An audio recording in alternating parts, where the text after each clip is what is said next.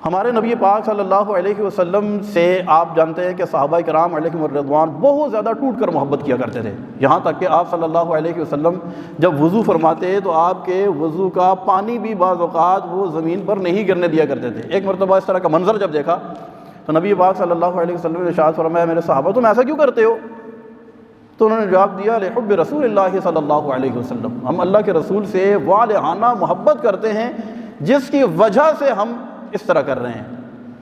تو نبی پاک صلی اللہ علیہ وسلم نے ارشاد فرمایا کہ اچھا میں تمہیں ایک ایسی چیز نہ بتاؤں کہ جس کے کرنے کے بعد تم اپنے اس دعوی محبت میں سچے ثابت ہو جاؤ گے۔ محبت کا دعویٰ تو آسان ہے کرنا، مگر نجم مشکل ہے الفت میں مرنا۔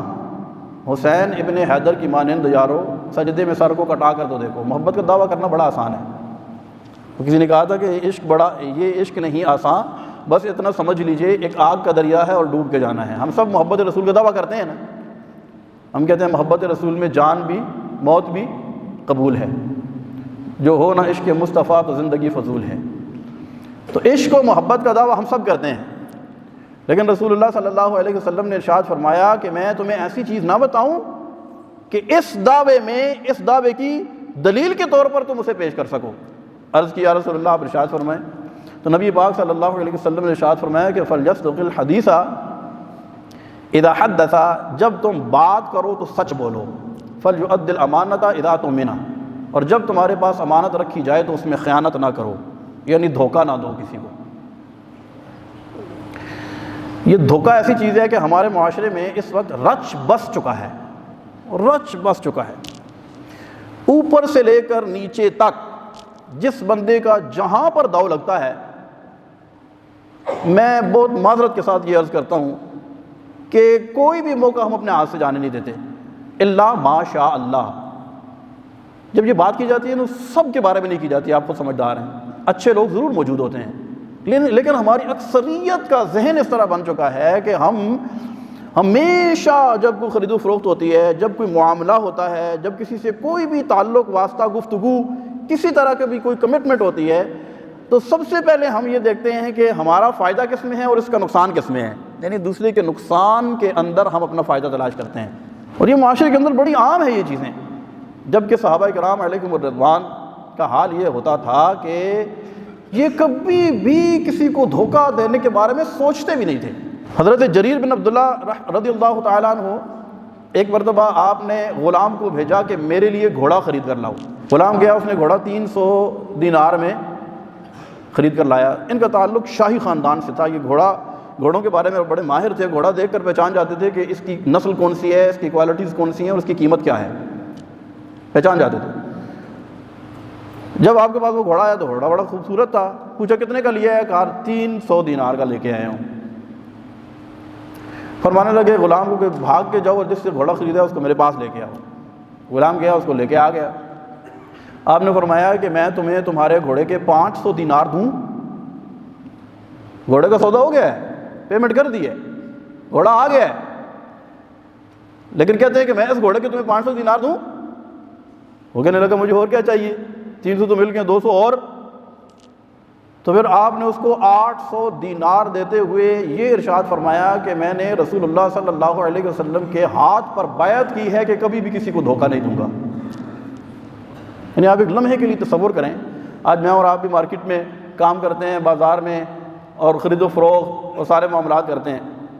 یعنی ہم جب کسی مجبور کو یعنی اس کی مجبوری خریدتے ہیں، اس کا سودا نہیں اس سے خریدتے، اس کی مجبوری خریدتے ہیں۔ جب کوئی بندہ پھنس جاتا ہے، کم قیمت پہ اس کی چیز خرید کر ہم بڑے اس دعوے کرتے ہیں اور ڈھینگے مارتے ہیں۔ ہم کہتے ہیں کہ بس ہم سے زیادہ سمجھدار بندہ ہی کوئی بھی نہیں ہے۔ لیکن قربان جائیں ان لوگوں کی سوچ پر کہ سودا ہو گیا ہے، لیکن سودا ہونے کے بعد اس کو پیسے زیادہ دے رہے ہیں کہ تیرے گھوڑے کے اتنے پیسے نہیں ہیں جتنے تم نے لیے ہیں، ایسے پیسے زیادہ بنتے ہیں، یہ اچھی نسل کا گھوڑا ہے۔ اسی طرح ایک صحابی رضی اللہ تعالیٰ عنہ نے دیکھا کہ ان کی اونٹنی کوئی بندہ ان کے بیٹے یا ان کے گھر کے کسی فرد سے خرید کے لے کے جا رہا ہے، تو اس کو بلا لیا، کہا یہ اونٹنی کہاں سے لی ہے؟ کہا فلاں سے لی ہے۔ اچھا یہ اونٹنی تو میری ہے۔ اچھا آپ کی ہے؟ یہ تو میں نے خرید لی ہے۔ پوچھنے لگے کہ تم نے یہ اونٹنی کس مقصد کے لیے خریدی ہے؟ کیا گوشت کھانے کے لیے یا دودھ پینے کے لیے؟ اونٹنی دودھ پینے کے لیے، یا سفر کرنے کے لیے؟ اس نے کہا میں اس پر بیٹھ کر حج پہ جاؤں گا، میں سفر کرنے کے لیے خریدی ہے۔ تو آپ نے فوراً اس سے وہ اونٹنی واپس لے کر اس کے پیسے واپس کیے، کہا کہ اس اونٹنی کے اندر یہ عیب ہے کہ یہ چلنے میں اتنی اچھی نہیں ہے، اگر تم نے ذبح کر کے گوشت کھانا ہے پھر تو ٹھیک ہے، دودھ بھی اچھا دیتی ہے، لیکن سفر کے معاملے میں یہ اونٹنی ٹھیک نہیں ہے، تو لہذا اس سودا واپس کر دیا۔ نہیں، اپنی چیز کو کس طرح اس کا عیب بتا کر، بلکہ بک جانے کے بعد بھی اس کا عیب اگر نہیں بتا سکے ہیں تو اس کو بتاتے تھے کہ کہیں ایسا نہ ہو کہ اس مسلمان کو میری وجہ سے دھوکہ ہو جائے۔ اور ہم کیا کرتے؟ ہم نے لکھ کے لگایا ہوا ہے خریدا ہوا مال واپس نہیں ہوگا۔ دکانوں میں دیکھا ہوگا کیا لکھا ہوتا ہے؟ خریدا ہوا مال۔ یہ اب کیوں لکھا جاتا ہے یہ تو اس سے پوچھنا چاہیے، حالانکہ یہ بالکل عجیب سی بات ہے۔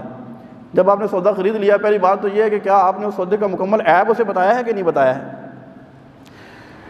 ہمارے نبی پاک صلی اللہ علیہ وسلم ایک مرتبہ آپ بازار میں تشریف لے گئے اور آپ نے دیکھا کہ لوگ خرید و فروخت کر رہے ہیں۔ ایک اناج کے ڈھیر کو دیکھا کہ اس کے اوپر اناج گندم جو ہے وہ خشک ہے۔ آپ نے اس کے اندر ہاتھ ڈال دیا، نکالا تو ہاتھ گیلا تھا۔ آپ نے سخت ناراضگی کا اظہار فرمایا اور فرمایا کہ اس گیلی گندم کو تو نے اوپر کیوں نہیں رکھا؟ عرض کی یا رسول اللہ صلی اللہ علیہ وسلم، رات کو بارش ہوئی ہے، اوپر سے گندم کے اوپر پانی پڑا ہے، پھر اوپر دھوپ پڑی ہے، اوپر والا حصہ خشک ہو گیا ہے تو اندر گیلی ہے۔ فرمایا کہ اندر گیلی گندم جو ہے اس کا ریٹ اور ہے، اس کی کوالٹی بھی بدل جاتی ہے، اوپر خشک ہے اس کی کوالٹی اور ہے، اس کا ریٹ اور ہے، تم نے یہ اوپر کیوں رکھا ہوا ہے؟ تاکہ دیکھنے والے کو پتہ چلے کہ یہ خشک گندم ہے، اور جب وہ خرید کے گھر لے کے جائے اور چیک کرے تو پتہ چلے کہ یہ گیلی ہے۔ اس موقع پر رسول اللہ صلی اللہ علیہ وسلم نے ارشاد فرمایا من غش فلیس منا، کہ جس نے دھوکہ دیا وہ ہم میں سے نہیں۔ دھوکہ، فریب، چیٹنگ، دوسری کے آنکھوں میں دھول جھونکنا اور اپنے آپ کو بہت زیادہ سمجھدار تصور کرنا اور کسی سے 4 پیسے مار لینا اور اس کو اندھیرے میں رکھنا، یہ جو بندہ جتنا اس کام میں ماہر ہوتا ہے نا، ہم یہ سمجھتے ہیں اتنا بڑا کاروباری ہے، جبکہ رسول اللہ صلی اللہ علیہ وسلم نے ارشاد فرمایا کہ سچا تاجر کون؟ فرمایا سچا جو تاجر ہے نا، سچا تاجر، فرمایا کہ کل قیامت کے روز یہ انبیاء، صدیقین اور شہداء کے ساتھ ہوگا۔